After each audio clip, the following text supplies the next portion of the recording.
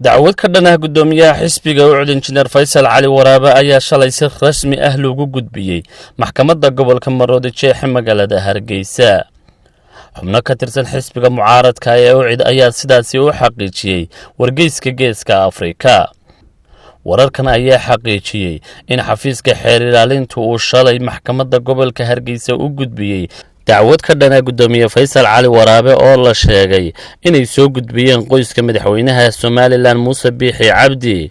gudoomiyaha Faysal ayaa hore ugu eedeeyay madaxweyne Biixi inuu dalka ka dhigay ganacsi qoyskiisu uu leeyahay oo kale, isla markaasna waxa uu sidoo kale wax badan ka tilmaamay qaabka haatan dalka uu shaqeeyo.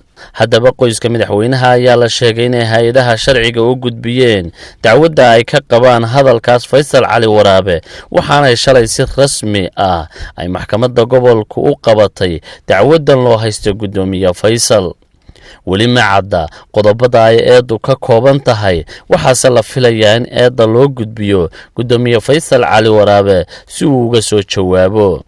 gudoomiyaha Faysal Cali Waraabe ayaa haatan ku maqan dalka dibaddiisa, waxaana ay xubno u wargeyska Geeska Afrika la xidhiidhay oo xisbiga u cid ka tirsan ay sheegeen inuu dacwadda ka warqabo, isla markaasna warkani ay gaarsiiyeen.